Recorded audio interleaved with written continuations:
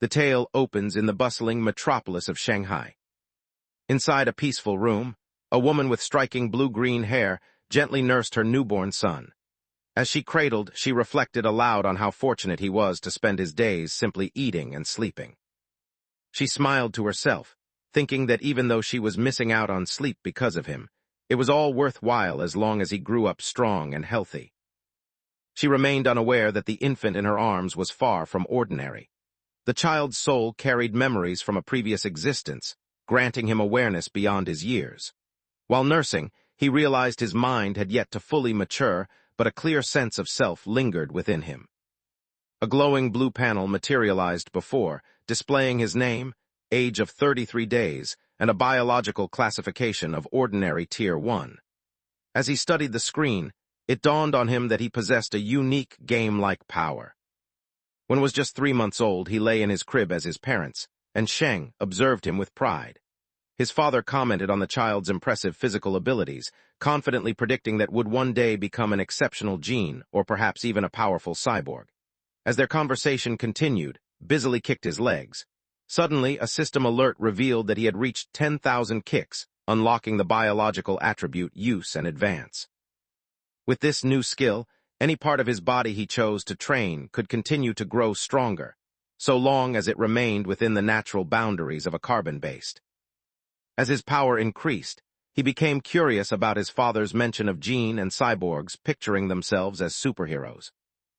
At just 4 months old, Lin had already managed to sit upright on her own and move about by crawling. In order to keep his parents from discovering how quickly he was growing, he chose to practice his skills only after dark. Every time he moved himself forward, his body granted him additional points as a reward. After another month had passed, the baby, now 5 months old, had already become skilled at walking.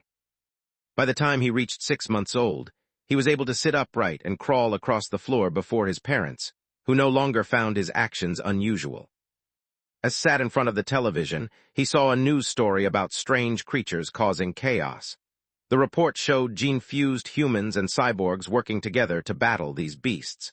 At that moment, realized that this world was nothing like the one he once knew. He discovers that the world has changed, now inhabited by fearsome monsters known as aberrant beasts. In response to this threat, humanity created 2 ways to defend itself. One method involved enhancing the human body with advanced technology, transforming people into strong cyborgs through mechanical upgrades.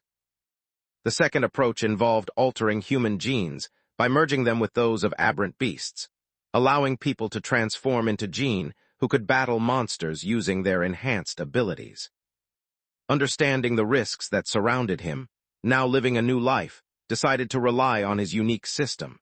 He planned to quietly strengthen his powers, avoid drawing attention, and do whatever it took to make it through the dangers of this treacherous world. One afternoon, the sound of the doorbell echoed through the house. Answered the door and found a woman in a blue dress standing outside, Sue, who had just moved in next door. She presented her family to others. Her husband, Shen, stood beside her, while their little daughter, Shen Qinghan, held a cherished doll tightly in her arms. Gazed at the young girl with vibrant purple hair, recognizing Shen Qinghan as the very first friend he had made since arriving in this unfamiliar world. Deep inside, he felt a certainty that their futures would become closely intertwined. As the months slipped by, poured his energy into relentless training. By the time 7 months had gone, his persistent practice and growing expertise allowed him to fully master the art of running. He practiced jumping and spoke aloud to himself to improve his language skills, gaining stat points with every new activity he attempted. At 8 months old, his routine had advanced to include sit-ups and push-ups inside his crib, always making sure to exercise in secret whenever his parents were away. One afternoon, stepped out onto the balcony and was stunned to witness her 8-month-old baby performing sit-ups. She blinked in astonishment, wiping her eyes as if trying to clear away what she couldn't believe. Despite the strange occurrence, Lin, accustomed to weaving stories as a web novel author, quickly rationalized it as nothing more than a figment of her stressed imagination. She acted as though she had drifted off to sleep, quietly exhaling in relief while silently reminding herself to be more vigilant in the future. Several days passed, and as bathed her baby, she noticed something surprising. Alarmed, she called out loudly for her husband. He hurried into the room, and she showed him that their 8-month-old son already had clearly visible abdominal muscles. Sheng stands motionless, shock written across his face. A surge of excitement rushes through him as he imagines their son possessing extraordinary talent, perhaps destined to become an exceptional gene or a formidable cyborg in the future. Upon listening to this clever explanation, feels a wave of relief, knowing his secret remains hidden. He thinks about how fortunate he is to be the child of 2 successful web novel writers. As considers his situation, he realizes that in this changed world, he is not the sole prodigy. He and his mother sat together, watching a news segment about a toddler from a family of martial artists who amazed everyone by easily lifting a 20-kilogram dumbbell with just one hand. Wrapped her arms around her son, expressing her pride by declaring that was equally remarkable. Feels moved by the faith his mother has in him, and he starts to question whether he will have the strength to lift 20 kilos once he reaches the age of 2. When reached his 2nd birthday, the results of his hard work became clear. He remained unnoticed by others, quietly building his abilities until he could effortlessly hoist a 20-kilogram weight with one hand in the storage room. Shen Qinghan's mother interrupted his session by announcing that Han Han had arrived to play. Caught off guard, he sets the weight aside and steps outside. He pushes the door open. The task at hand was to locate Shen. At that moment, she handed him a tart as well. Reflected inwardly, realizing that because their ways of thinking were so different, their interactions never followed the usual patterns. Despite being an ordinary toddler, dedicates all his free time to training. He discovered a special method to bond with her. Because she always wants to stay near him, she ends up acting as a perfectly sized weight that helps him during his workouts. Despite his efforts, he continually faces the same issue, which becomes apparent whenever he notices a sudden sensation of warmth and dampness. He shouts in distress, announcing that Han Han has once again urinated on him. Another year slipped by, and by the time turned 3, his power had increased so much that he could easily hoist a 40-kilogram weight using just one hand. As he sat in front of the television, a news segment caught his attention. A story about a young prodigy, only 4 years old, who managed to lift a 30-kilogram dumbbell. He couldn't help but feel a sense of pride, knowing that his own strength had already surpassed that impressive feat, even though he had come so far. His system continued to display his biological status as a basic Tier 1, leaving him curious about what steps were necessary to advance to Tier 2. Carrying these questions with him, he leaves his house for the very first time. Outside, he finds himself surrounded by a dazzling, high-tech city filled with beast-like people and mechanical beings, which he guesses must be the gene and cyborgs he has learned about. With his mother walking beside him, and neighbors Sue and Shen joining them, he made his way toward the library. Because his parents forbade him from using electronic gadgets, he relied on books as his main way to learn new things.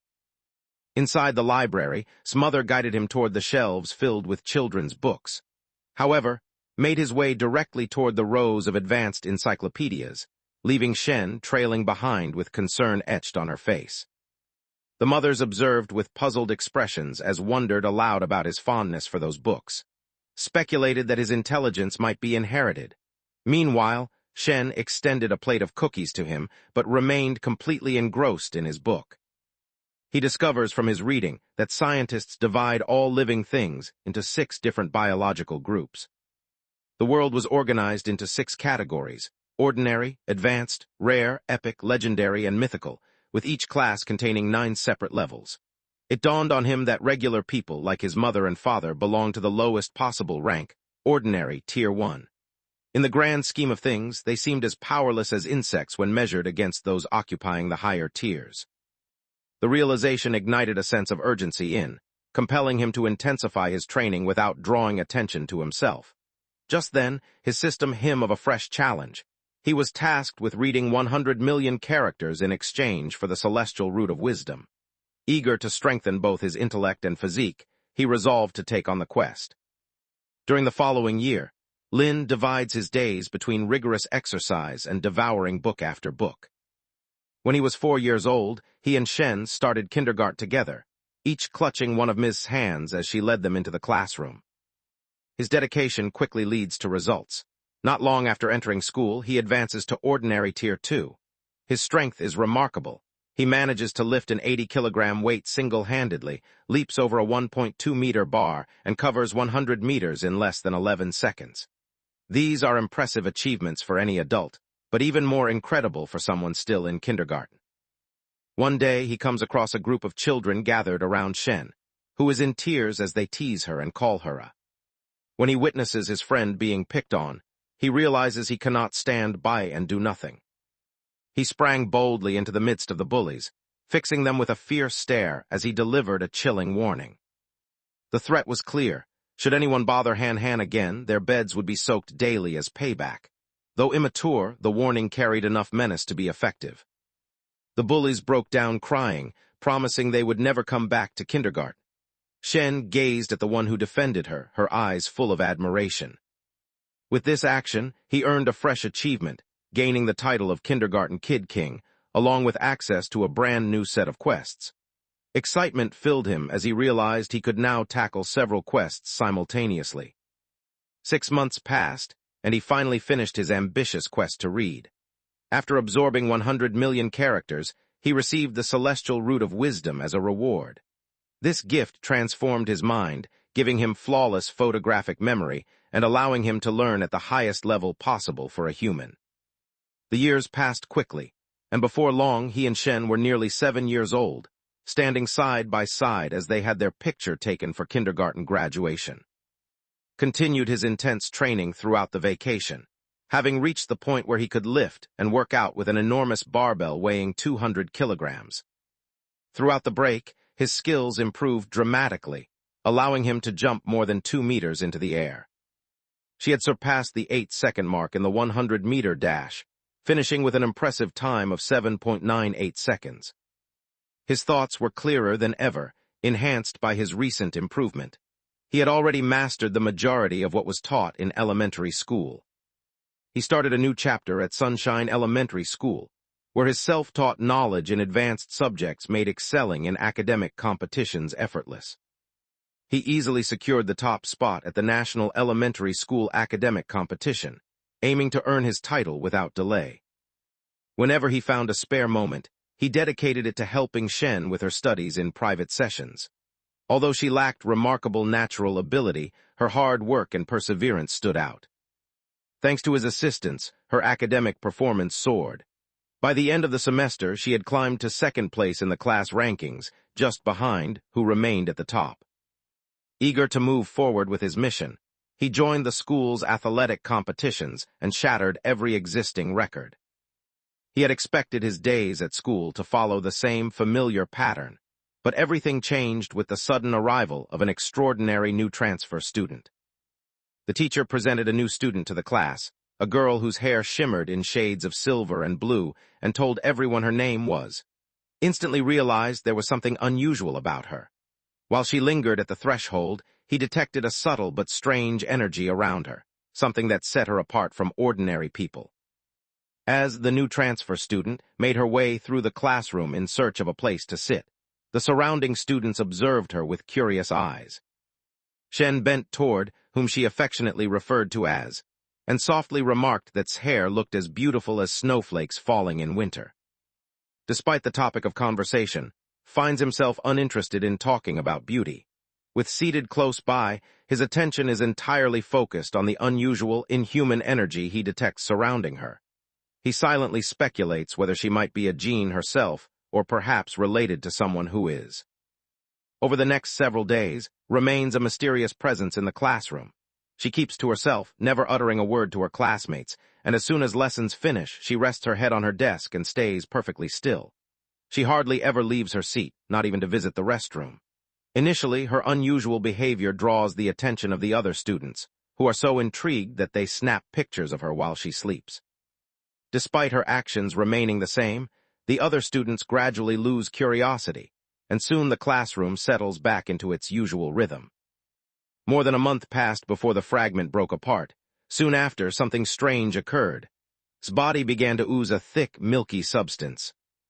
A disgusting-smelling liquid oozed down her clothes, and along her legs.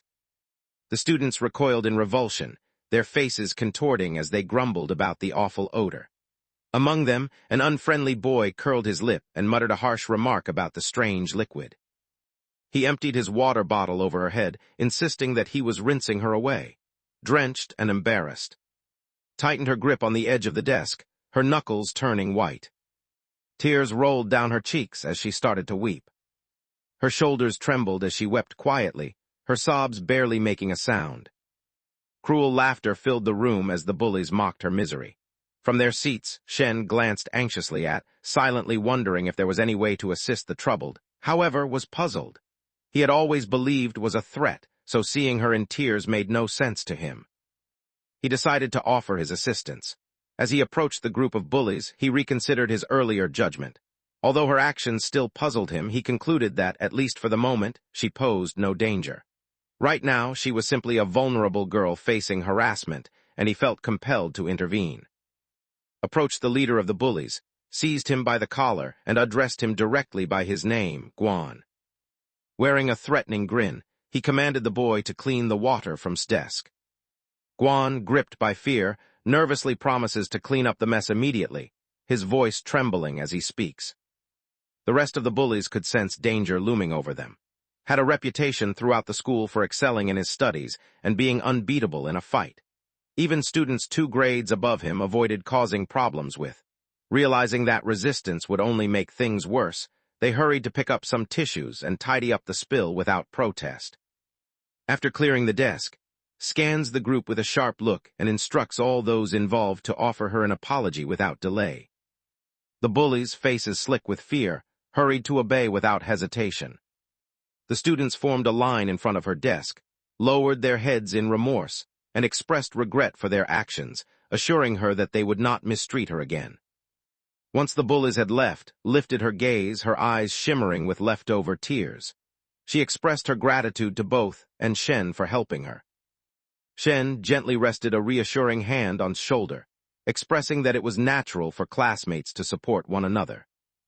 After that day, Han sets her sights on becoming friends with the reserved, silver-haired girl, and she insists that join her every time. The trio soon starts hanging out together whenever they have spare moments. Han goes out of her way to be generous, making sure always gets the best treats before anyone else. In one such instance, Shen reached out to with a small treat in hand, causing her to pause uncertainly. She glanced at the others, wondering aloud whether her unpleasant odor made them feel repulsed by her. She apologized for her lack of trust, revealing that isolation had been a constant in her life since childhood.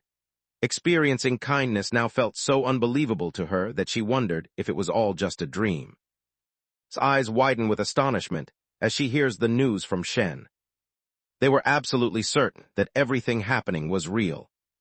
Shen offered a warm smile, expressing her understanding of the situation and assuring that she could never feel repulsed by her. She promised that their friendship would last as long as wished, and with a hint of playful annoyance, she included in this vow as well. Unable to contain her feelings, wrapped her arms around Shen in a heartfelt embrace. Grateful tears rolled down her cheeks, while she expressed deep appreciation for their generosity. Once she regained her composure, she explained to them that she wished to offer a gift in return. She extended a necklace that displayed 2 sharp animal fangs. She clarified that the item had been given to her by her mother as a birthday gift. She hands the item to them, wishing it will serve as a reminder of their bond. Han eagerly accepted, and the trio gathered in the fading light of the schoolyard, happily proclaiming their everlasting friendship. But right when their bond seemed unbreakable, something unforeseen occurred. Han was taken aback when he discovered that had left the school and transferred elsewhere. Acknowledged this, explaining that he had witnessed her completing the paperwork to leave. He remembered standing at the doorway of the principal's office, observing the scene inside. Was there, accompanied by the principal and a towering man whose arms were made of metal. The principal calmly promised the man that all of his documents were in order and that her personal details would remain private. The meeting left, certain that its background was far more complicated than it first appeared. After that day, he never crossed paths with again, leaving him with lingering questions about her. However, It was the incidents that unfolded afterward that truly held his fascination. A while later, could be found at home massaging his mother's shoulders. As she let out a contented sigh, she remarked how the massage felt wonderful after spending the day typing. Meanwhile, reflected to himself that his celestial root of wisdom had given him expert knowledge of massage, and he marveled at how unexpectedly helpful this skill had become. The peaceful night is suddenly disturbed when a breaking news broadcast fills the room. The screen showcases the latest astonishing accomplishment of the gifted child from Kyoto. Remarkably, this 10-year-old has a fusion with aberrant beast genes and now possesses the strength to hoist a 500-kilogram boulder effortlessly with a single hand. Spots the boy and is startled to notice that his competitor has already started the process of gene fusion. Voiced his frustration about seeing the Kyoto prodigy on television so often, wondering aloud if the media was attempting to make the boy an internet celebrity. As the parents exchanged opinions, pointed out that the child came from a family with a long history in martial arts, suggesting they probably possessed cutting-edge gene fusion techniques. In response, insisted that experimenting on a child was unethical. Her husband maintained that families like theirs always prioritize their own interests, prompting his wife to respond with a sarcastic remark, implying he thought he knew everything. As his parents argued in the background, his mind wandered elsewhere. He remembered how before undergoing gene fusion the prodigy's strength allowed him to lift 100 kilograms. After the fusion, that same prodigy's power had grown 5 times, enabling him to lift 500 kilograms. Yet even without any gene fusion himself, at just 8 years old, could already raise a 300-kilogram weight with a single hand. He finishes with a self-assured fist pump, firmly believing his abilities surpass what anyone expects. His self-assurance reached its peak, though it quickly faded away. The following news broadcast revealed to him what real terror was. The screen displayed urgent headlines about a nearby nation's city, now reduced to ruins by a powerful blast. According to the report, the evidence from the video revealed that enormous, mutated rats were responsible for the assault. Horrific scenes unfold on the screen as gigantic rats overrun the crumbling remains, their enormous teeth clamping down on a terrified woman whose screams echo through the chaos. She then attacked her ruthlessly, consuming her without mercy. The news report persisted, revealing that heretics had orchestrated the strange rat assault, secretly inciting further chaos from behind the scenes. During a press conference, an official representing the war-torn nation of Sakura urgently appealed to the global community for assistance, revealing that a secretive cult known as the Heretics was controlling the monstrous beasts behind the chaos. While following the news broadcast, discovers that the cult operates as a group of traitors, betraying humanity to assist the monstrous beasts in exchange for personal benefits. A sense of gratitude washes over him as he thinks about being born in a strong, secure nation. He found a secure spot where he could quietly become stronger without drawing attention. Sudden sonic booms erupt outside, abruptly interrupting his train of thought. He hurried toward the character approached the window and gently drew the curtain aside. A squadron of heavily armed cyborgs soared through the night sky, catching his attention. He questioned the reason behind such a large deployment, silently hoping that nothing serious was taking place. By the following morning, life appears to have returned to its usual routine. Stood by, patiently waiting as Shen hurried over, expressing regret for not arriving on time. As she drew nearer, he became aware of something unusual. The beast fang necklace, once a gift from and now hanging around Shen's neck, suddenly shines with a vivid blue light.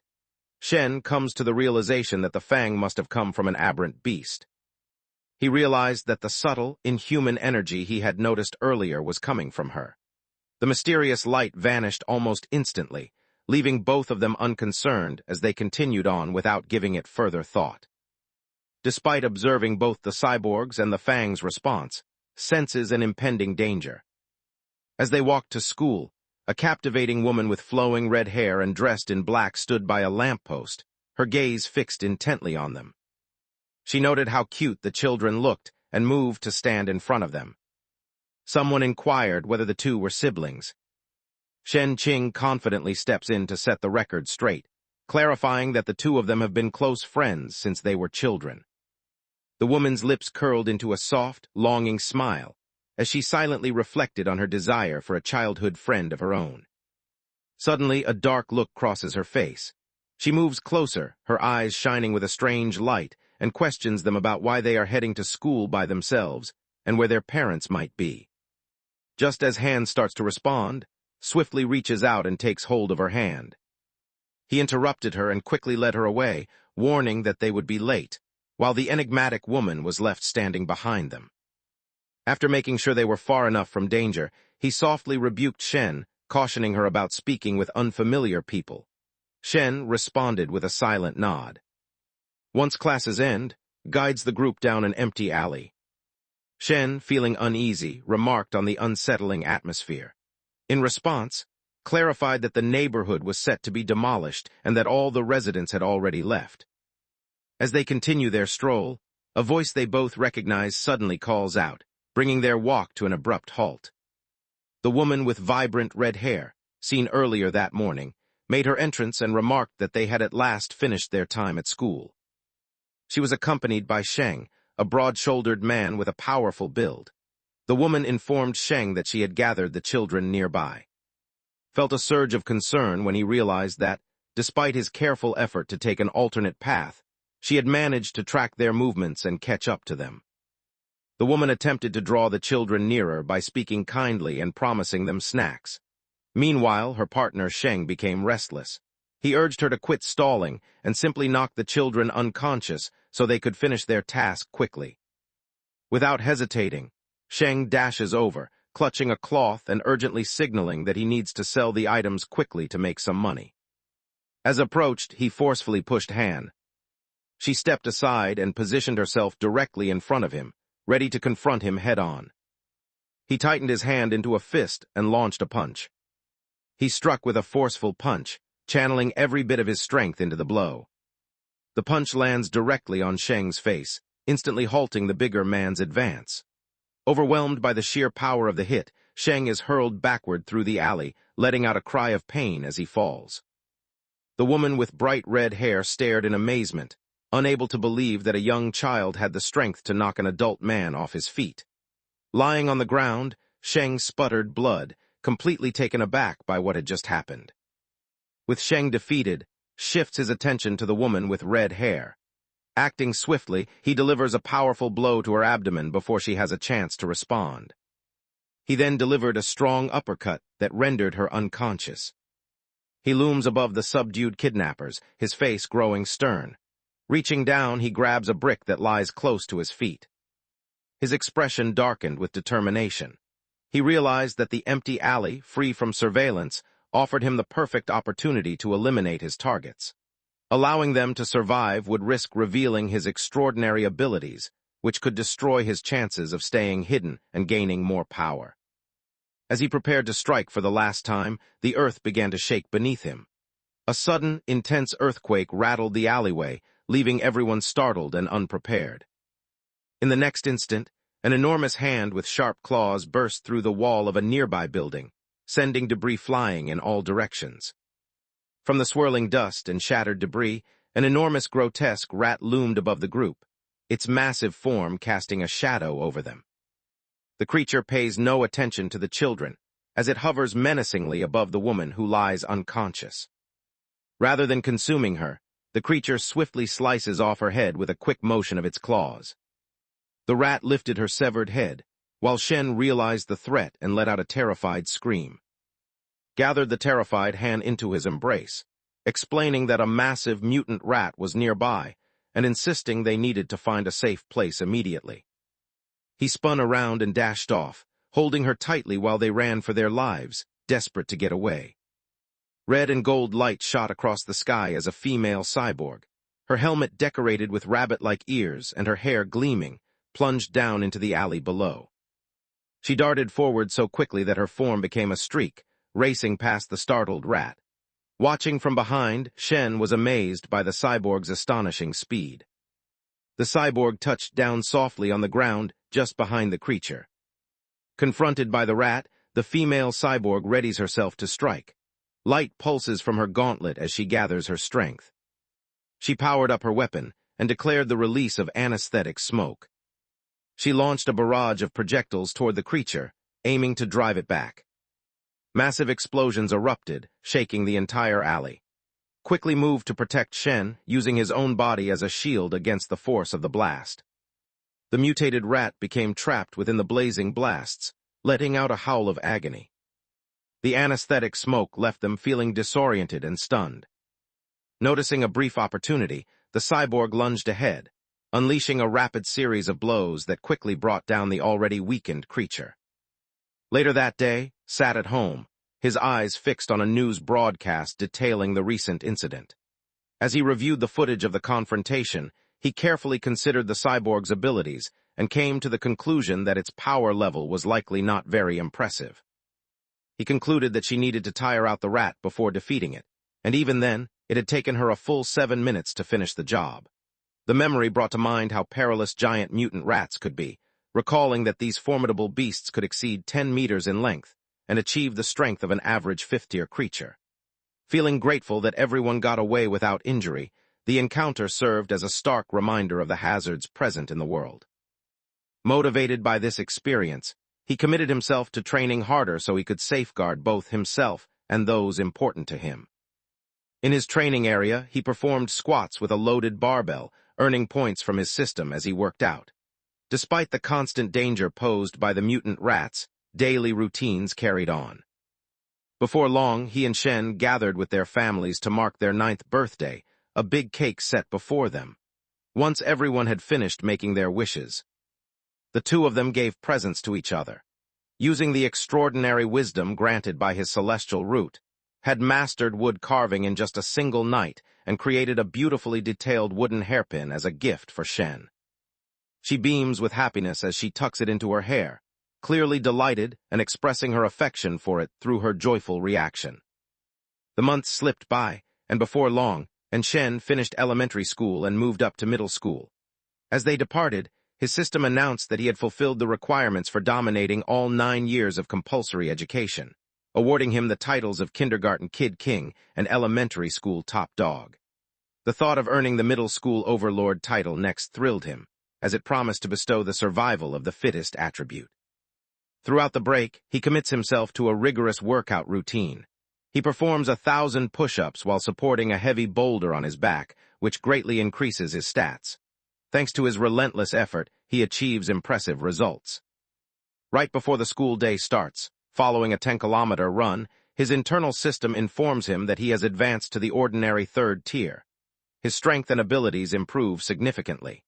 Now, he is capable of lifting 700 kilograms with a single hand, leaping 4 meters straight up, and sprinting 100 meters in just 6 seconds. As his abilities increased, he became curious about how far the talented student from Kyoto had advanced. That same evening, just before the new school term began, a news broadcast appeared on television.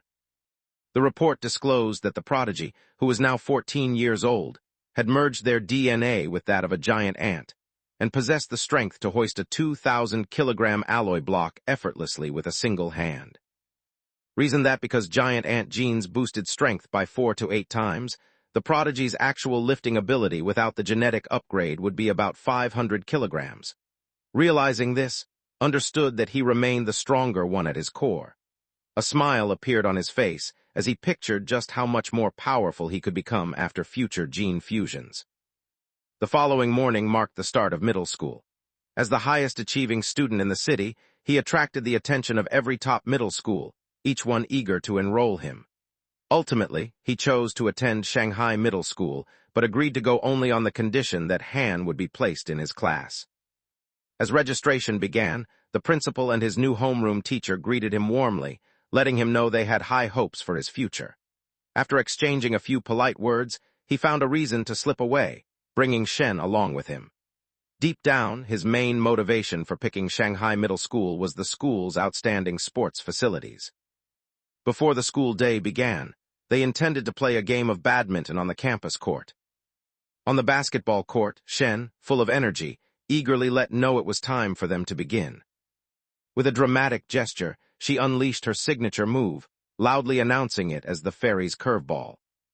Skillfully snatches the shuttlecock from the air, Yet the match comes to an abrupt halt. A handful of older students walked over, their leader wearing his cap backwards. He grabbed the shuttlecock and let everyone know that the court was already taken. Shen's friends jeered and pretended to invite her to stay and practice with them. Unfazed, Shen firmly reminded them that the rules needed to be respected and that she and her group had arrived before anyone else. Noticing the group drawing too near to Shen, intervenes, his face set in a frosty glare. He orders them to back off and pointedly reminds everyone that the rule of first come, first served still applies. The leader let out a dismissive laugh, confidently announcing his intention to claim the court for himself. The leader grasped the shuttlecock and began to speak. He lifts the ball for a serve, but something interrupts him before he can continue. Takes action, announcing that his own rules will override all others from this moment forward. A burst of energy coursed through him as he sprang into the air, sending the shuttlecock hurtling across the court with astonishing strength. The shuttlecock shot swiftly over the court, streaking by as a flash of white. The creature darted forward with such speed that the leader could hardly respond in time. The collision broke his racket into pieces and knocked his cap high into the air. They stood frozen in disbelief, their bodies shaking and beads of sweat forming on their brows as they questioned whether could truly be a normal person. There is uncertainty about whether he possesses the ability to fuse genes. A wave of fear swept over them as they realized that even the slightest mistake in the shot could have resulted in their boss losing his head. Feeling completely overwhelmed, the older students lower their heads in a deep, apologetic bow. They assure that they now grasp the rules and promise to leave without delay. Without wasting another moment, they quickly make their exit. News of the incident seemed to travel quickly, and after that, neither nor Shen faced any more bullying. Although their new school boasted larger spaces and improved amenities, daily life there remained largely unchanged for them. Had already mastered the middle school lessons well before his peers. Whenever he sat through class, he occupied himself by reading fascinating books to keep boredom at bay. When nighttime arrived and his training sessions ended, he tapped into his celestial root of wisdom, exploring the internet to pick up fresh abilities. He eagerly experimented with cooking, tried his hand at photography, learned the basics of driving and swimming, and sampled a range of different sports. In order to earn the title of middle school overlord, he went beyond simply topping every subject. He also served as the school's representative at national contests. Surrounded by countless awards, he stood tall. Yet, to avoid drawing too much attention, he intentionally refrained from claiming first place in every event. As the months of the semester passed, the title he hoped for remained out of reach. Despite this, his impressive performances attracted a growing crowd of admirers. Every day he would find piles of love letters stacked neatly on his desk, but he paid them no attention. In addition to helping Shen with her studies, he devoted his attention to preparing for the school's upcoming sports festival. He was convinced that giving an outstanding performance at the event would allow him to earn the title he had been aiming for. During the festival, he chose to compete in just 3 events: shot put, high jump, and sprinting, each one showcasing his power, leaping ability, and quickness. In the shot put, he amazed everyone by throwing the ball an incredible 201 meters. Despite restraining himself to avoid appearing overly extraordinary, he nonetheless. He effortlessly secured the top spot in every competition he entered. At that moment, while seated beside Shen Han, he gazed with pride at his gold medal. A fresh wave of energy coursed through his body, making him aware of a strength he hadn't sensed before. A system alert materialized, declaring that his accomplishments had exceeded those of all his peers, granting him the prestigious middle school overlord title. Now that he possessed all 3 school-level titles, the achievement for dominating 9 years of compulsory education was fulfilled, and he gained a new biological trait called survival of the fittest. As newfound strength surged within him, he felt a sense of pride, knowing that the title was at last his. After school, and Han walked away from the campus together. During their stroll, reflected on the unique ability he had just acquired, a trait rooted in survival of the fittest, granting its possessor the power to absorb the vitality of other beings in order to grow stronger. He pondered the meaning of life essence, his mind drifting, until Shen's voice interrupted his thoughts and asked him to stop. Suddenly returning to his senses, he is struck by a new idea. He turns to Shen and requests to use her beast fang necklace. She nodded in agreement and passed the object to him, as soon as his fingers brushed against the fang. A notification from the system suddenly became visible. The notification reveals to him that he has consumed a fragment of the giant abyssal butterfly's life force, which has activated a new guidebook now showing 1% completion. Suddenly, a ghostly vision of a huge, shadowy butterfly with watchful eyes scattered across its wings materializes nearby. Shock washes over him as he discovers the fang he holds is actually one of the butterfly's teeth. That evening, driven by curiosity, he scoured the internet for information about the abyssal giant butterfly. Unexpectedly, the search yields nothing, leaving him to conclude that he must investigate this mysterious creature by himself. At that moment, he recalls that once gave them a set of fangs.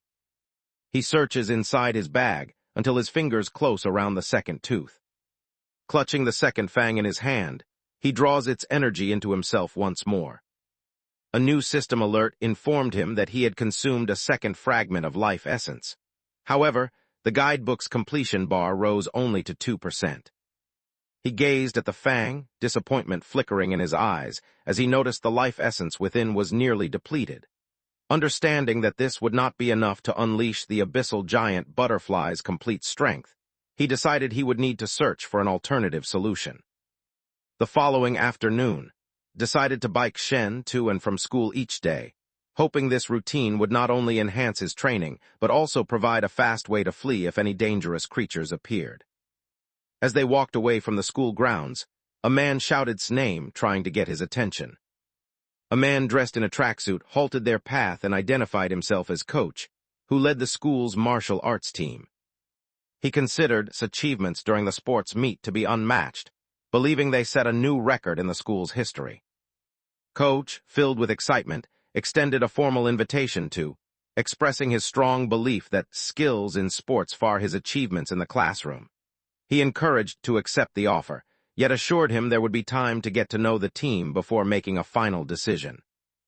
Coach's rapid and enthusiastic words leave no opportunity to refuse. As departs, he signals farewell and informs that the martial arts team meets in room C of the gym, promising to wait for him there if he decides to stop by the following day. As evening descended, returned to his room, preparing himself to try out his recently acquired power. He brings his hands together in a sharp, enthusiastic clap. He crushed a cockroach and a mosquito he had spotted nearby. When he unfolded his hands to look at the lifeless bugs, he sensed no increase in strength. It became clear to him that ending the lives of such insignificant creatures did not activate his ability. He concluded that only rare or formidable monsters possessed enough vital energy to advance his transformation. He set out to test his latest hypothesis. Makes up his mind to go to a grocery store known for offering cuts of meat from beasts. He carried Shen on his back while pedaling them both toward the city. Before long, they pull up in front of an enormous supermarket that towers several stories high. As they moved between the shelves, observed the abundance of beast meat available, all sealed in packages.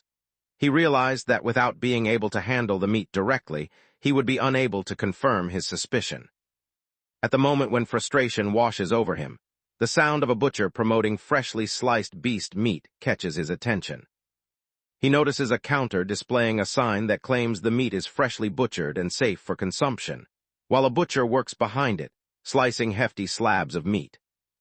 Looked puzzled as he was told to stay put, while the other person went ahead to investigate the gathering. He offers no additional explanation, driven by a strong desire to validate his hunch, and hurries over to the counter. He extended his hand and rested it on a piece of recently sliced meat from the beast. As soon as he touched it, a vibrant wave of purple energy rushed through his body. This confirmed his suspicion. The flesh of the beast was packed with an intense life force. His hand tightened into a fist as excitement lit up his face with a broad smile. Meanwhile, Shen observed him in confusion, unable to understand why merely handling meat brought him such joy. She walked over to him, her expression a mix of worry and confusion, wanting to know what he thought about the meat. Attempting to appear nonchalant, remarked to the confused Han that the meat seemed unusually fresh and wondered aloud if she would like to feel it herself. Han quickly shook her hands in rejection, insisting that had already handled the meat more than enough for the both of them. After confirming his suspicions, chose to purchase some of the beast meat to test at home, which caught Shen off guard. He fully expected her response, aware that meat from magical creatures came with a hefty price tag. The most affordable choice, ghost shadow squid, demanded almost 1,000 yen for every jin. After some thought, he chooses the squid and reaches for a package. Shen Qing grew anxious when she saw the cost, insisting that the price was far too high and urging him to consult his mother before making a decision. Offers a gentle smile and softly pats her head, hoping to ease her concerns. He assures her that everything will be all right and there is no need for her to be anxious. He pretended his mother had instructed him to purchase enough for both families. In his memory, recalled his mother, cheerfully promising to prepare a large meal. Privately, acknowledged that although he intended to share the food, his main motivation was to discover if eating the meal would allow him to absorb life essence, since he feared that absorbing it directly could ruin the quality of the meat. When he reached the register, he purchased 3 packs of ghost shadow squid, paying a steep total of 29.94 yen. The cashier expressed her gratitude to him. As the two walked out, reflected on the high cost of the meat and wondered when they would next have enough money to buy it again. After completing their shopping, they notice it is already past 9 p.m. Aware of the recent turmoil in the city, they choose to go directly home to stay safe. During the journey back, his mind remains preoccupied with thoughts of his experiment. Impatience gets the better of him, and he quietly slips his hand into place. A hand rested on top of the package of meat, inside the basket. He instantly sensed a rush of purple energy flowing through him, something he recognized well. His system indicated that he had absorbed a small amount of the ghost shadow squid's life force. A fresh guidebook for the creature became available to him, yet his completion rate lingered at just 0.1%. In his thoughts, a ghostly vision of the intimidating, many-eyed squid surfaced. While pedaling along the silent roads, he silently calculates numbers in his head. He comes to understand that consuming just a bit of the meat has granted him only a small portion of its strength.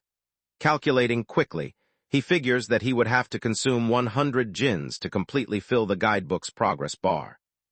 The price tag reads an astonishing 100,000 yen. As he weighs his options, he reflects on the squid's unique talent, its ability to disappear by melting into water. Ultimately, he concludes that this impressive power justifies the high cost. He understood exactly what he had to do. Raising a large amount of money was his only option, since turning to his family for help was out of the question. He suddenly recalled that his other motive for purchasing the meat was to experiment and see whether taking in its life force would make it go bad. He looked over at the package, noticing that even though some time had passed, the meat inside still appeared to be in excellent condition. A satisfied grin spread across his face as he realized that taking in the creature's essence left the meat unharmed. While he drew more of its power into himself, the progress bar tracking his absorption of the squid's energy moved up to 3%. Shen's sudden warning shattered his focus.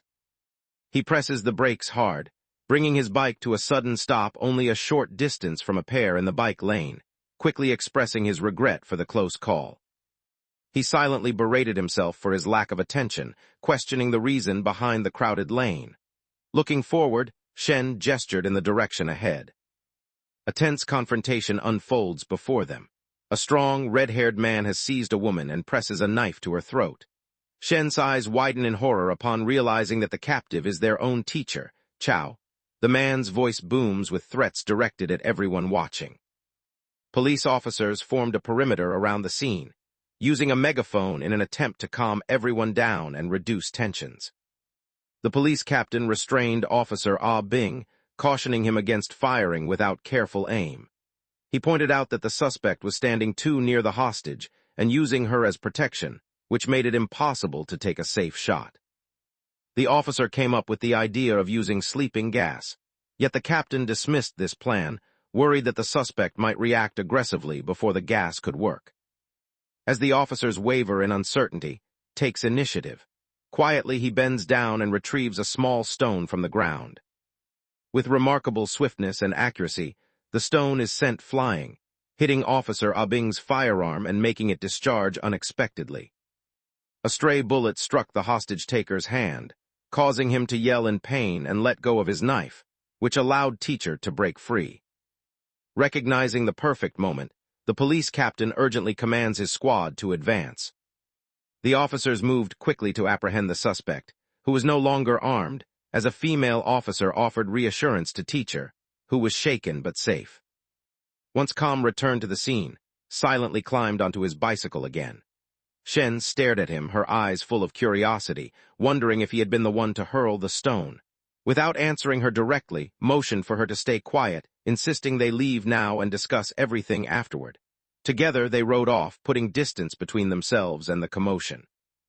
As they are on the verge of escaping, an authoritative voice orders them to halt. The police captain addresses the group, questioning whether was responsible for throwing the rock. Caught off guard, forces a shaky smile and insists on her innocence, trying to hide her anxiety. As the captain observes the group riding off, he is puzzled by the idea that a person would shy away from taking credit for something kind. He quietly reflects on how acts of courage are often met with rewards. The mention of a reward immediately draws focus. Driven by his urgent need for cash, he abruptly stops his vehicle with a screech, brings it to a sudden halt, and hurries back toward the captain. He hesitantly confesses that he was the one who threw the rock, revealing how much he needs the money. The captain instructs him to visit the station to file a report and assures him that assistance will be provided in applying for the reward. Once Shen told their families what had happened, they began getting ready to visit the police station. Felt confident that the process would be simple and trouble-free.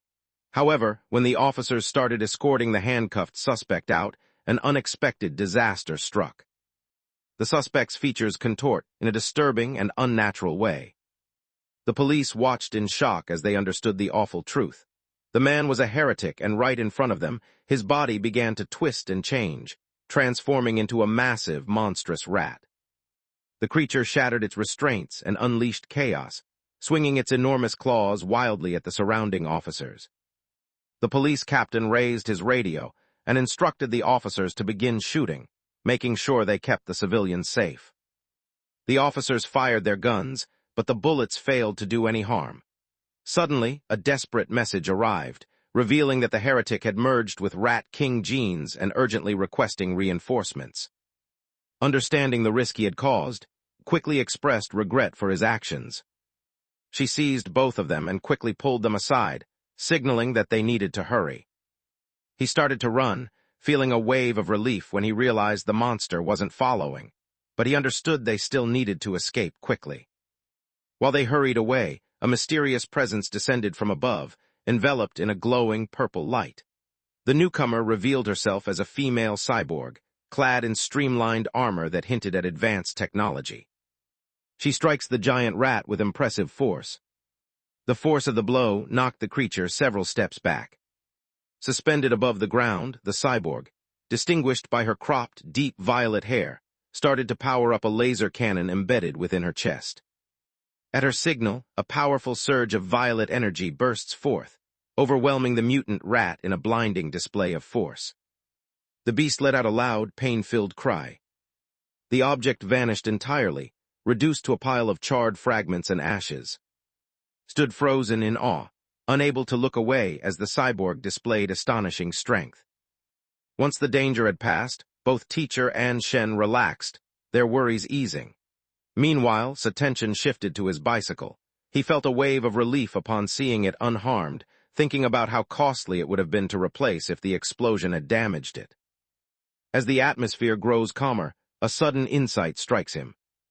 He peers inside the bicycle's basket and notices the costly ghost shadow squid meat has gone bad, releasing a terrible odor.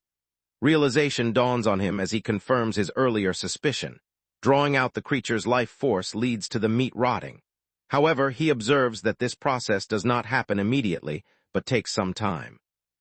He lifts a drooping tentacle and quickly searches for a reason to explain himself, ultimately choosing to place the blame on the recent battle and the heretic who now lies dead. With exaggerated flair, he tossed the ruined tentacle aside, his voice rising as he accused the heretic and the cyborg's assault of burning the food. Teacher gently reassured him, reminding everyone that their safety was what truly mattered. Despite their intention to return home, the captain's request persuades them to accompany the security team to the station instead. No one had anticipated sharing a vehicle with what was left of the heretic. Following the blast of the laser, the only thing remaining was a heap of charred flesh resting on a stretcher, filling the space with a powerful, overwhelming odor. While enduring the stench inside the van, is suddenly hit with a new realization. He recalls how beast fangs retain their life force even post. This sparks a fresh idea in his mind. Perhaps this corpse also harbors lingering life essence. If that's the case, he wonders if he might be able to absorb the Rat King gene from it for his own gain. Seated inside the police van, silently contemplates the amount of Rat King gene he might be able to extract from the charred remains of the heretic. Choosing to investigate further, he quietly extends his hand toward what is left of the remains. As soon as he touches it, a strong wave of crimson energy rushes through him. The system notifies him that he has absorbed a small portion of the giant mutant rat's life force, advancing his progress with the creature's guidebook to a notable 5%. Amazed by the quantity he managed to gain, he comes to understand that the more recently the life force is taken, the greater the amount he is able to collect. Ah Bing, the officer assigned to escort, observed sudden movement and instructed him to remain seated. Eager to explain himself, promptly insisted that he only wanted to stretch his legs. Later, when arrived at the public security office, he realized that although Ah Bing had been simple to mislead, the security captain possessed a much keener perception. The captain, that he had already submitted an application for his act of bravery, but soon shifted to a more intense line of questioning. The captain wanted to know how a student in middle school, from such a far distance and with dim lighting, had managed to accurately strike the cultist's hand, right where the knife was held, with a single thrown rock. Responds with an unclear explanation, saying the reason is due to frequent training with his right hand. This strange reply stuns the captain into silence. Just then, Shen interrupts by announcing that her aunt has arrived. His eyes widened with astonishment as he watched his parents hurry into the station. His mother rushed over to him, her face filled with fear as she desperately shouted his name. She rushes forward and wraps him in a firm embrace, her concern evident as she checks to see if he's okay and confesses how worried he made her. In response, he gently assures her that he's unharmed and mentions that he even received a reward for his courage. Cradling her son in her arms, his mother gently urged him to always find a safe place to hide if trouble ever arose again. With tears glistening in her eyes, she confessed that her greatest wish was simply to watch him grow up unharmed. His expression softened as his mother's genuine worry touched his heart. As they departed, promised his mother that his own safety would always come first. Meanwhile, the police captain observed their exit, his mind still occupied with thoughts about the unusual talents the boy had displayed. As made his way out, he overheard two women in police uniforms talking about the incident. One of them commented on how criminals seemed to be growing bolder, while the other shared that the suspect had been a liberal arts major at university, having fallen under the influence of the rat god cult.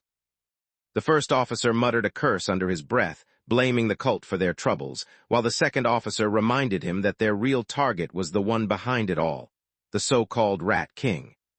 As soon as that name was mentioned, immediately became alert, his focus sharpening. During the ride back home, he wasted no time pulling out his phone to look up the rat god cult, and was taken aback by the sheer amount of information that appeared on his screen. He discovers that the cult operates primarily out of Shanghai City, and that its ranks are filled mostly by individuals who have been marginalized by society. He comes across a startling discovery that implies the Bat King seeks to transform into a more advanced being, and compels its loyal subjects to collect the necessary resources for this evolution. A disturbing thought crossed his mind as he wondered if the Rat King, a monstrous creature unlike any other, might have already gained self-awareness. His attention shifts as he catches sight of an enormous rat, almost as big as a cat, scurrying along the sidewalk outside the window. Briefly, he considers whether this unusual creature has any connection to the mysterious Rat King. He quickly brushed off the thought, reasoning that in the South, encountering rats as large as cats wasn't all that uncommon. He brushed aside the idea, and suddenly noticed that Shen had remained completely silent. He glanced to the side and noticed her shifting restlessly, her knees drawn close as if she were trying to make herself smaller. He instantly realizes what is happening. Memories come back to him of her childhood, when anxiety or sudden fear would always cause her to lose control of her bladder. Although found the situation mortifying, she had long suspected that this strange response could be connected to an undiscovered ability inside her. Once they returned home, Smother was stunned to discover that the beast meat, which had cost almost 3,000 yen, had disappeared. Scrambled to come up with a reason, awkwardly explaining that he probably lost it in his rush to escape during the chaos. His mother, concerned above all else for his well-being, quickly urges him to leave the meat behind, making it clear that his safety is far more important than anything else. Felt a quiet sense of relief inside, satisfied that his mother had believed his act. Despite protests, his father, Sheng, remained resolute. Proclaiming his intention to retrieve the costly meat, Sheng insisted that even someone as worn down by hard work as himself could handle the challenge. Attempted to dissuade him, warning that the task was risky and the meat was no longer edible. Doubt flickered in Sheng's eyes as he questioned how could be certain the meat had spoiled. Feeling anxious, hurriedly explained that it was just an obvious assumption. At the same time, inside the deserted public security office, the police captain sat deep in thought, reflecting on the unusual occurrences of the night. With a cigarette in hand, his mind kept circling back to one baffling mystery. How could a regular middle school student have managed to hurl a rock with such astonishing force and accuracy?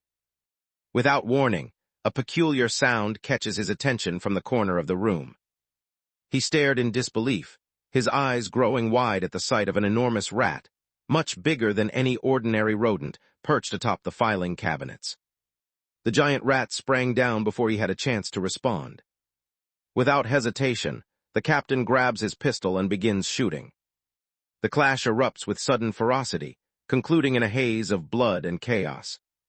The following day during class, sits at his desk and lets out a weary sigh. As he thought back to the events of the night before, he realized just how outmatched he was by both the formidable heretic and the skilled female cyborg. Determined to catch up, he knew he had to earn money quickly so he could purchase more rare beast meat like ghost shadow squid, which would help him advance the progress bar in his guidebook.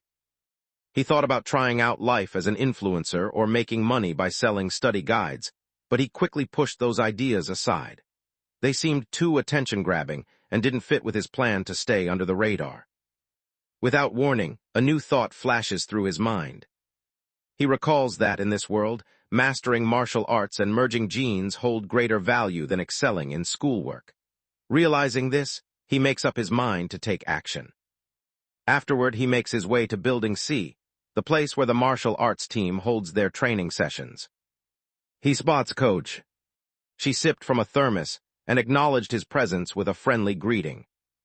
Coach, taken aback, wonders aloud whether the visitor has come to become a member of the team or simply to gather more information about it.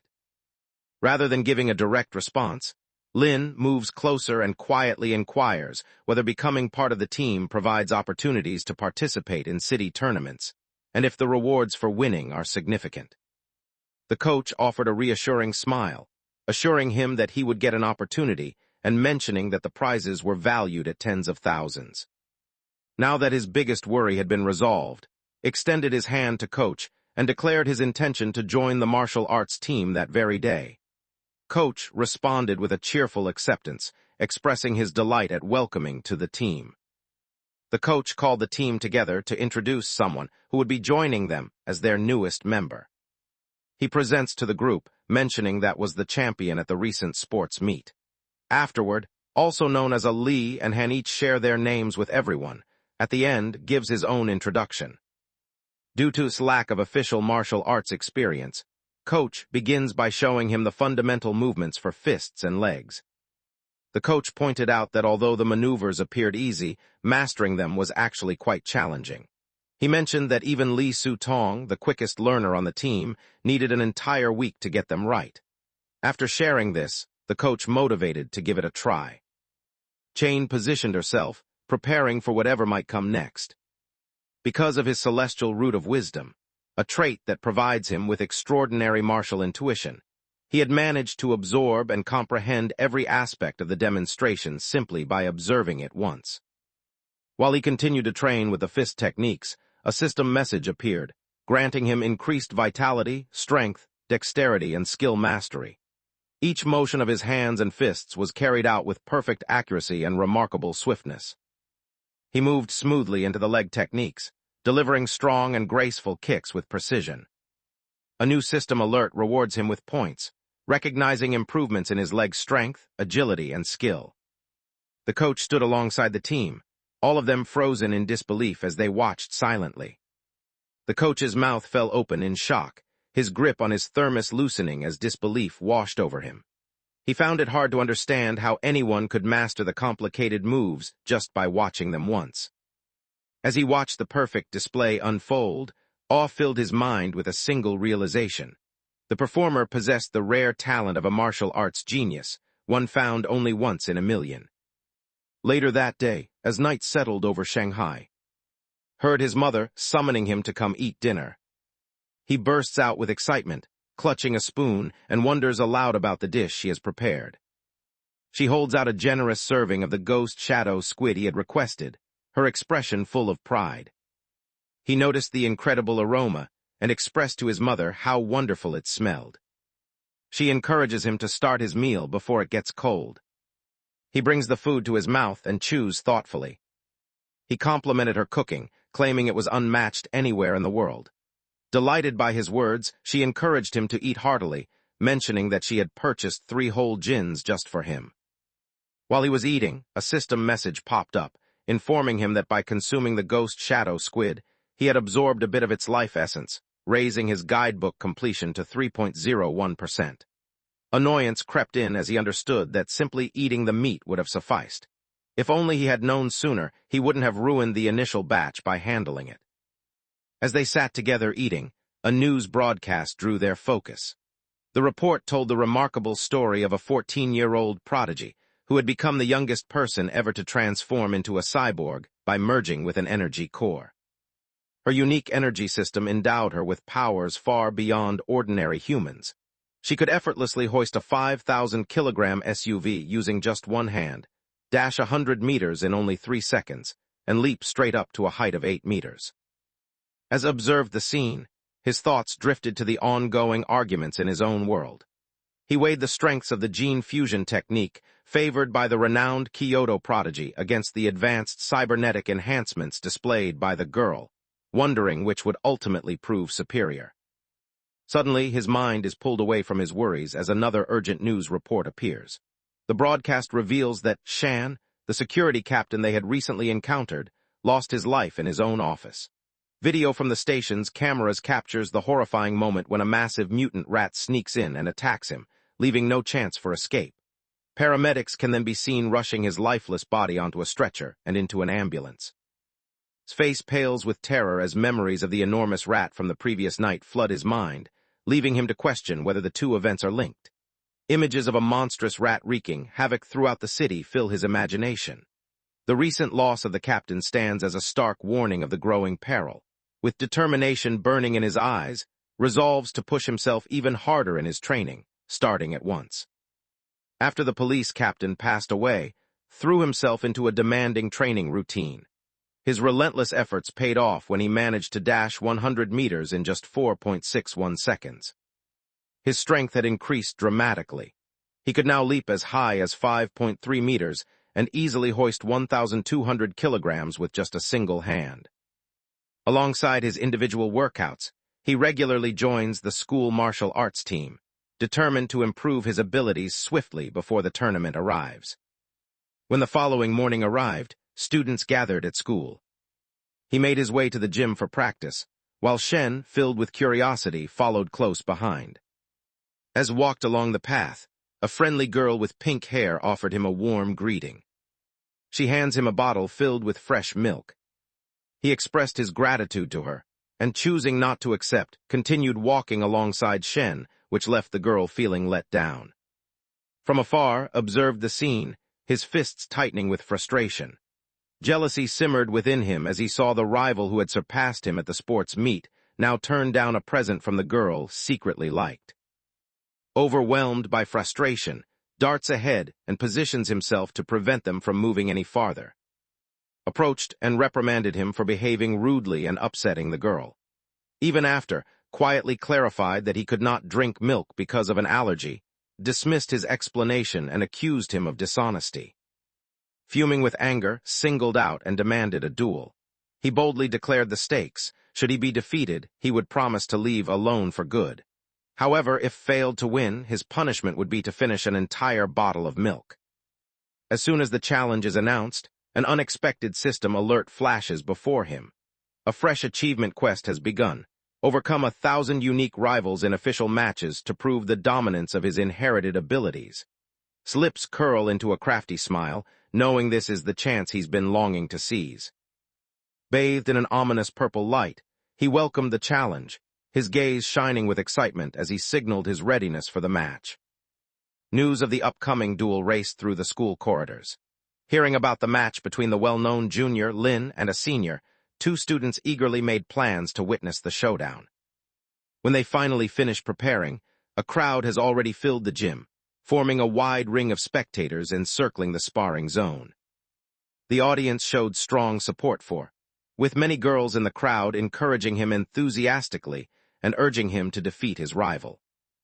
Among them was the pink-haired girl from before, who prepared her phone in anticipation. Expressed his irritation through a dismissive scoff, clearly frustrated by the widespread belief that he was destined to fail. He silently acknowledged that his abilities had improved dramatically during the last month. Viewing this duel as his final opportunity, he was determined to prove his superiority and demonstrate his power before the rapidly advancing prodigy. Unlike his rival, who is brimming with energy, appears completely calm. He mentions almost that he has to return home for dinner soon and politely wonders if they can finish their match quickly. Feeling offended by the remark, responded with a sly smile and decided to fulfill the request. Coach positions himself between the 2 competitors, preparing to oversee the match. Lifting his hand to signal the beginning, he takes a moment to review the rules with them. Just as the battle is about to start, John urgently calls out, asking everyone to pause. Wearing a smug smile, he suggests giving an advantage. He mentions the difference in their experience, highlighting his own 2 years of training compared to a single month as a beginner. Wanting to make things even, he announces that can take the first 3 moves. Gives a quick nod of agreement. As soon as he does, he bursts forward with lightning speed, covering the gap between himself and in an instant and leaving completely unprepared for the sudden movement. Before the other fighter has a chance to defend himself, strikes first with a powerful punch that lands with overwhelming force. The punch landed hard on his face, causing a spray of blood to erupt from his nose. He loses consciousness immediately and crumples onto the gym floor, unmoving. The gym falls completely silent, everyone too shocked to speak. Coach gapes at the scene, unable to believe his eyes, and exclaims loudly that the match ended with a single blow. Both the martial arts team and the onlookers stared in disbelief, struggling to accept that the match had ended in just 1 second, many thinking the result was unbelievable. The quiet atmosphere suddenly erupts with joyful shouts. Shen lifts her fist high, her face glowing with excitement as she celebrates win. The rest of the girls, even the pink-haired one, began to cheer together, excitedly expressing how impressive he had been.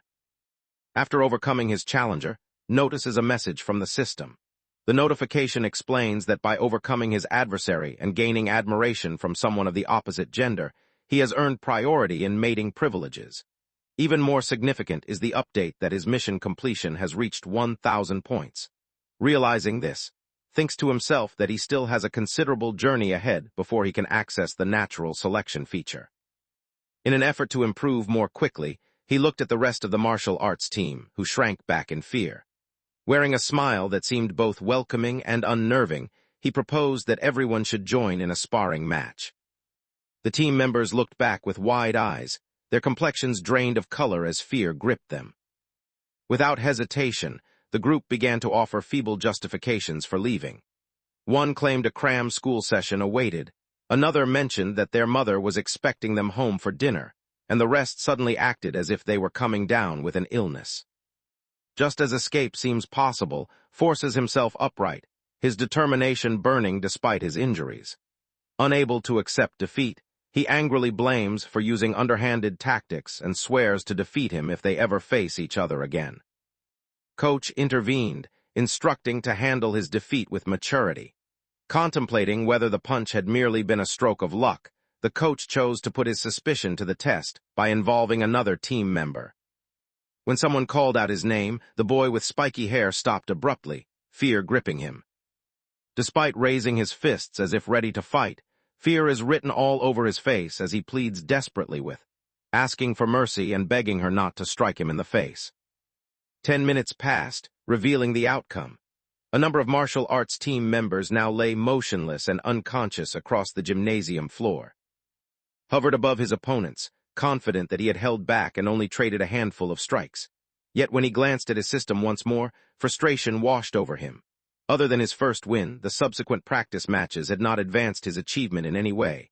The tally of rivals stood stubbornly at 1 out of 1,000. It dawned on him that casual sparring would not suffice. He needed to overcome his rivals in recognized competitions for it to count. While he was lost in thought, someone placed a firm hand on his shoulder. Coach appeared beside him, flashing a wild grin and proclaiming that truly possessed remarkable talent. In just a little over a month, the newcomer had risen to become the star player of the team, he declared. Brimming with newfound confidence, the coach announced that under Lin's leadership, their school would overpower every rival and secure the top spot at the upcoming regional martial arts competition. While Coach rejoiced in his victory, experienced a sudden realization. He understood that the coach's advice made sense. The approaching tournament would give him the chance to challenge numerous official competitors simultaneously. A strong sense of determination filled him.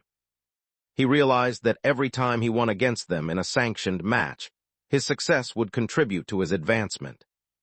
His train of thought comes to a halt as a weary utters his name. After regaining consciousness, rose to his feet and directed his attention toward. In a dramatic and strangely detailed manner, he acknowledged his defeat and surrendered. His unusual remarks stunned and unsettled everyone present, from Shen and Coach too. Once the duel concluded, the crowd and the coach hurried away, abandoning in confusion as he muttered his frustration about not having the chance to finish his speech. In this society, teenagers face a crucial decision: pursue martial arts or focus on scholarly studies. Because of the constant threats in their environment, martial arts is widely regarded as the more advantageous path. Not wanting to fall behind his peers, Shen resolves to enter the martial arts program and throws himself into tough training sessions alongside. Their schedule leaves little room for rest, beginning each day with a demanding 3,000-meter run. Afterward, they spend an hour practicing close combat techniques. Following that, the group continues their workout by performing sit-ups and push-ups, determined to improve their strength. At the end of each session, massages Shen's muscles to help her relax and ease any tension. Remains diligent with his personal training, refusing to let himself fall behind. Every day, he challenges his own limits, motivated by the desire to win the tournament and unlock the natural selection attribute at the earliest opportunity. A month passed, bringing the moment when their efforts would finally be put to the test. The regional martial arts tournament had begun and stood prepared, filled with resolve to face the competition. The tournament took place inside the sprawling city gymnasium, where a large audience gathered eagerly around a central fighting ring. In the waiting area, an uneasy atmosphere settled over everyone. Coach anxiously scanned the list of players, grumbling about their unfortunate luck. Shanghai High had been paired to compete against the top team, Shanghai No. 1 High. Tension grew within the group, as one teammate pointed out that their rivals had a runner fast enough to complete the 100-meter dash in less than 9 seconds, making everyone feel overwhelmed by the competition. Noticing that his teammates seemed discouraged, quietly lifted his hand, offering to take on the first match himself. Despite his lingering concerns, coach ultimately consents for his star player to step onto the stage. Entered the arena, catching the supportive cries of Han from the sidelines. Nearby, coach's voice boomed through a megaphone, urging to do his best. Taking a deep breath, prepared himself for the upcoming match. His rival towered over him, boasting a powerful and heavily built physique. A student representing Shanghai #1 High stepped up confidently. He recognized his impressive achievement, noting that reaching the tournament as a first-year student was no small feat. His voice shifts, laced with ridicule, as he jeers at the other's height, insisting that someone who hasn't even reached 1.7 meters has no place on the stage. He flexed his bicep, silently vowing to demonstrate just how vast the difference in their strength and size truly was. The referee raised his hand, officially starting the duel. The towering adversary charges ahead and delivers a forceful punch. Much to his surprise, stands his ground. With ease, he shifts aside, letting the attack miss him completely. He responds by quickly striking his opponent in the chest with a powerful punch. The blow hit with incredible power, launching the large student across the arena and leaving him unconscious. The announcer gaped wordlessly, shock freezing him in place, before he finally managed to falter out's name as the winner. From the edge of the field, Shen sprang up, her voice ringing out in praise of his impressive performance. The rest of the Shanghai High team bursts into cheers, swarming around their coach while loudly declaring that is unbelievable. They laugh off the other competitors' abilities, calling his strength useless. At the same time, the coach from Shanghai #1 High grows increasingly angry. He scolds his student, who just lost, for rushing forward recklessly and failing to use proper footwork. Inside the arena, noticed a system message announcing his victory over another opponent, which boosted his ranking and increased his elimination record to 21,000.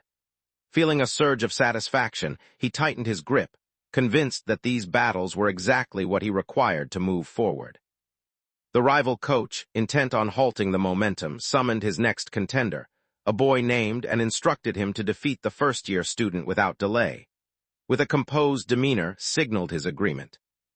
He walked onto the stage and positioned himself confidently, appearing much calmer and more collected than the previous competitor.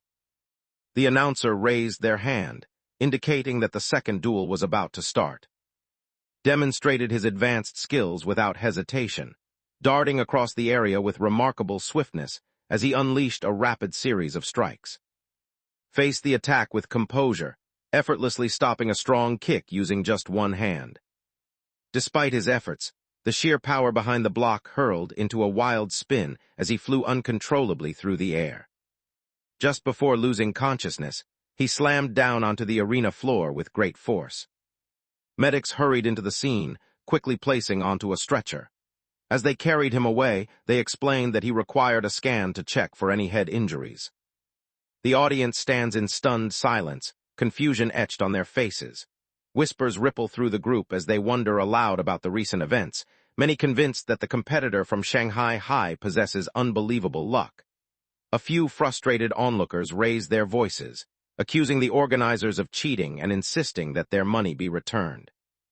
Despite what others might think, the coach from Shanghai #1 High understands the situation all too well. He grips his head in frustration, a sense of dread spreading across his face as he comes to a startling realization. What just happened wasn't a fluke. The freshman representing Shanghai High possesses genuine skill. In the waiting area, the coach devised a different approach. He summoned his next fighter, a boy named with spiky hair, and instructed him firmly to concentrate only on defending himself, stressing that losing was not an option. Stands with unwavering self-assurance, his composure unshaken. Addressing his coach in a soothing manner, he reassures him that victory is certain and there is no need for concern. While making his way toward the ring, silently downplays previous wins in his mind. He convinces himself that is not truly powerful and that any success has come from cunning rather than skill. Confident in his own lightning-fast speed, he can finish a 100-meter dash in less than 9 seconds, and his extensive fighting background feels absolutely sure that defeat is impossible for him. The audience murmured with excitement, their attention fixed on. Many whispered about his well-known skills, particularly amazed by how fast he moved. Among the onlookers, someone pointed out that his father possessed gene fusion abilities, which likely contributed to his remarkable talents. Most people believed that his outstanding streak was nearing its conclusion, even as they recognized the promise he showed. The announcer raised a hand, indicating that it was time for the duel to start. Despite his coach's advice, quickly takes the initiative, launching himself toward and delivering a forceful kick. He launched a series of quick attacks, demonstrating his signature move known as the flowing water-shattering rock fist. The coach glared angrily at his rebellious student, raising his voice in frustration over the unexpected attack. Dismissed the idea of defense with a sneer, convinced that someone of his brilliance had no use for such tactics. At the same time, effortlessly dodged each attack, his curiosity piqued by the technique, and chose to master it right then and there. His irritation grew with each failed attempt, as none of his strikes managed to connect. Out of breath, he halts and insists on finding out how keeps avoiding his strikes. Meanwhile, remains composed and coolly questions if that is all he can do, mocking his opponent with his calm demeanor. Fuming with anger, launched yet another frantic series of punches, only to notice that his opponent responded with the same familiar maneuvers. Concluded that observing any longer was unnecessary. Determined to finish things, he swiftly avoided his last attack. Without hesitation, he delivered a strong kick to his torso, bringing the fight to an immediate close. Once again, the audience falls into a state of shock, unable to utter a single word. Suddenly, the hush is broken by. The Shanghai High supporters erupted with deafening applause. Coach and Shen were overjoyed, exclaiming with pride about his incredible strength as they celebrated his third win in a row. The remainder of the tournament unfolds smoothly for him. His upcoming challengers lack the strength of his earlier foes. He dispatches every rival with ease, never breaking a sweat. Before long, he managed to defeat all 5 members of the rival team by himself. During the following 2 days, very little changes in the unfolding events. He maintains his impressive streak, single-handedly defeating competitors from 2 additional schools. Because of his outstanding performance, he guided Shanghai High to victory in the championship. Together with his teammates, he stood tall, their medals gleaming as they held the trophy, pride shining in their faces. As he reviewed his system, he noticed that his rival count remained stuck between 16 and 1,000. A wave of disappointment washed over him as he understood that, progressing like this, gaining access to the natural selection attribute would take him several years. Although his progress in the quest was sluggish, a bright spot emerged. He had not anticipated Coach's unexpected generosity, yet he ended up receiving most of the tournament winnings, a substantial sum of 20,000 yuan. By adding the prize money he earned from academic contests, his total savings reached about 30,000 yuan. However, that amount would be spent quickly. Without hesitation, he uses all his money at the supermarket to purchase a huge stash of ghost shadow squid meat. Over the following weeks, he indulges in costly meat during each meal. Once he finishes 30 servings of gin, the progress bar for the ghost shadow squid in his codex climbs to 33%. His dedicated training and steady diet of beast meat begin to yield results. By the time he entered his 2nd year of middle school, he achieved a significant breakthrough, moving up from a regular Tier 3 to an impressive Tier 4. His strength and speed improved dramatically. Now, he could easily hoist 1890 kilograms with a single hand, leap 5.65 meters straight into the air, and dash 100 meters in only 4.49 seconds. As the days passed quickly, he and Shen finished their studies at the middle school level in Shanghai. But when the results of the high school entrance exams came out, it became clear that their futures would follow different directions. Shen, overwhelmed by sadness, sat alone in her room with tears streaming down her face. Through her sobs, she wondered why, despite her relentless efforts, Xian would no longer attend the same high school. Responded by gently explaining that, although he had achieved top marks in both liberal arts and martial arts, and her academic achievements were impressive, her martial arts score fell short of the requirement for Shanghai High's elite class. While Shen wept, he tried to soothe her, and she wondered aloud about what their future held. He explained that the principal of Shan would soon visit his home, probably to invite him to join the school, and then he questioned whether she would be willing to accompany him. Overwhelmed by despair, She insists through her tears that the situation has nothing to do with her, believing the principal's presence is clearly directed at him alone. Reached out and helped her to her feet, then guided her toward the door. He reassured her that everything would be all right because he had already thought of a solution, then explained that he would only remain at Shanghai High if Shen agreed to be his. Just as she had said she would, the principal from Shanghai High arrives at its residence. For hours, she sits with his mother and Shen, carefully going over the possibilities that lie ahead for his future. The principal conveyed her strong desire for him to remain a part of her school. As the meeting drew to a close, the principal rose from her seat, preparing to depart. Before leaving, she presented with one last opportunity.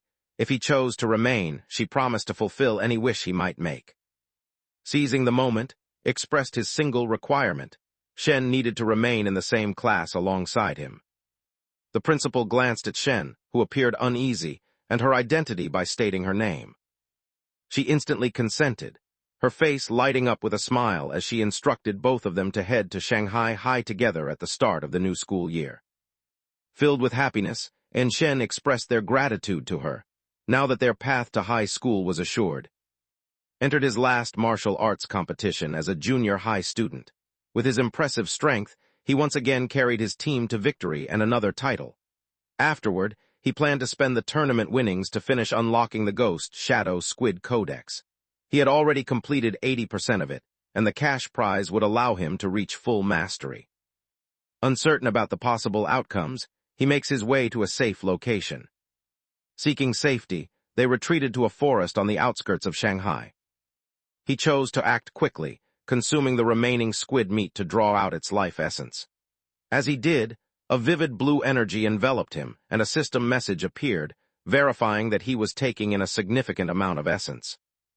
He watched in awe as a last wave of energy rushed through him, just as the Codex progress bar filled completely to 100%. A notification appeared, informing him that he had gained access to the Ghost Shadow Squid Codex and received a unique trait called the Blessing of Liquid Affinity. With this new power, his connection to water grew stronger, enabling him to glide effortlessly through it and disappear within aquatic surroundings. As the energy faded away, he found himself alone in the silent woods, clutching the drooping squid tentacles, and realized that his newfound power seemed rather disappointing. Still unimpressed, decided to try out his newfound power at a pond not far away. As he experimented, he began to notice that his gift for controlling liquids offered a few useful advantages. He remained submerged for extended periods, noticing that his skin stayed smooth and unwrinkled. Gliding through the water became effortless, as if the resistance had lessened. Beyond these changes, nothing else seemed different. Settling comfortably in the water, he reasoned to himself that, since the Ghost Shadow Squid ranked as a lesser creature, it made sense that the abilities gained were not especially remarkable.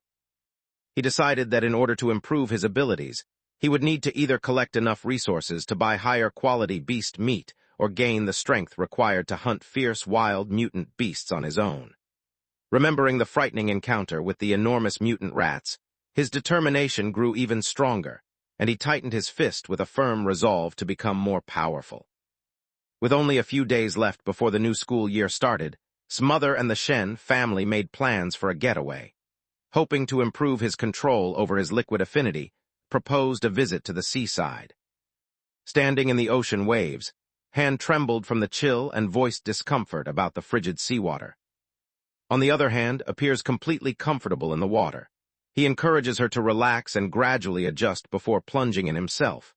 With impressive speed, he glides through the water, and as he does, his system grants him stat points for his swimming and diving abilities. Standing on the edge of the water, Shen hesitated, her voice trembling as she requested his guidance in learning to swim. Emerged from the water, a sudden realization striking him, his childhood friend had never learned how to swim. He starts to carefully explain the fundamental skills to her, expecting that her moderate athletic ability will make the lessons challenging for her. Despite his doubts, Shen quickly demonstrates otherwise. With enthusiasm, she reveals that swimming turned out to be much simpler than she expected, and she picked it up instantly, gliding into the water without hesitation. She moved through the water with effortless elegance, then emerged, her face suddenly filled with surprise. She found it remarkable that the girl managed to dive effortlessly, even though no one had shown her how. Stared in disbelief, noticing an unusual blue glow resembling water begin to radiate from her body. When she emerged from beneath the water, excitement lit up her face as she shared with him how incredible the experience was. She observed that, unlike the usual sting of opening eyes underwater, she felt nothing but comfort. To her surprise, the sensation was refreshing and enjoyable. Stands quietly, his mind swirling with contemplation after hearing what she said. As he observes her gliding through the water, he senses that something about the moment feels out of the ordinary. He tries to rationalize it, thinking that, despite any innate ability she might possess, it's impossible for someone to pick up every technique so quickly. The speed at which she learns defies what he considers normal. Without warning, he becomes aware of something important. He remembers that she has always struggled with whenever she feels anxious. This makes him question whether what seems like a flaw could actually reveal a natural and strong connection to the element of water that she has possessed since birth. The thought fills him with excitement, as he begins to believe she could have a unique cultivation physique, similar to the extraordinary characters described in the stories his parents used to read. In order to put his idea to the test, the group decides to keep diving. As they journey through the underwater landscape, he finds himself increasingly astonished by how well she handles herself beneath the surface. He observes that they have managed to hold their breath for more than 10 minutes, which is an astonishing accomplishment for someone as inexperienced as Shen. While they continued swimming, a sudden shift appeared on Han's face. A peculiar, whirling noise starts to ripple through the water that surrounds her. The two characters glanced upward, searching for where the sound was coming from. Shen burst through the surface, her voice echoing as the luminous blue water churned around her. Later that night, while they strolled beside the ocean, turned to the other person and inquired about the events that had occurred. Despite her trembling, she recounts how, while submerged, unsettling and eerie noises seemed to echo right beside her ear. He tried to soothe her, gently inquiring about the nature of the sounds she had heard. She explained that the words were in a language she couldn't recognize, but the voice belonged to a woman and had reverberated endlessly in her ears until she reached the surface. In an effort to soothe Han's nerves after she became frightened, led her back to their shared hotel room. Once there, he turned to the internet in hopes of uncovering answers about the mysterious woman's voice they had heard, but his search yielded nothing. Unable to find peace or rest, he channels his sleeplessness into an intense workout. While completing 1,000 sit-ups with added weight, a wave of new strength courses through him. Suddenly, a system message appears, recognizing his dedication. His efforts have earned him a promotion to ordinary Tier 5. Taken aback yet satisfied, he reflects on his newfound power. It dawns on him that reaching Tier 5 means he now matches the might of an adult giant mutant rat. His eyes shine with resolve as he tightens his grip, certain that defeating the creatures with his own hands is finally within his grasp. Driven by a desire to explore his newfound abilities, he makes his way to the deserted shoreline after dark. The surge in his stats is astonishing. Now he can cover 100 meters in just 3.64 seconds. His vertical leap had now reached an astonishing height of 6.98 meters. In order to gauge his newfound power, he spots a car close by and realizes he is now capable of hoisting the 1,600-kilogram vehicle effortlessly with just one hand. Empowered by this achievement, he feels his life advancing in a promising direction. As the vacation drew to a close, he and Shen started their first year at Shanghai High School. On the first day, the group showed up early to fulfill their class responsibilities. As soon as they arrived, two unfamiliar girls noticed him right away. They exchanged excited whispers, clearly impressed by his looks and feeling fortunate to be working alongside him. He was caught off guard that his classmates recognized him, but what truly shocked him was what happened next. Just by doing his assigned chores, a mysterious system quest suddenly appeared. To earn a new biological trait called social animal, he would need to finish 1,000 teamwork activities. As he worked alongside Shen to tidy the classroom, he couldn't help but speculate about the effects this new attribute might have. With the start of the new school year, he decides to stop by the Mammoth supermarket once classes are over. Having just accessed the Ghost Shadow Squid Codex, he realizes that the moment has come to find a fresh target for his special power. He scanned the selection of pricey beast meat. He noticed a new object and fixed his gaze on it. Inside one of the chilled display cases rested the wrapped head of a fierce giant eagle, with a price tag indicating a cost of 1,998 yuan for each jin. A wide, excited smile appeared on his face as he lifted the package, his mind settling on a choice. He had found his next objective.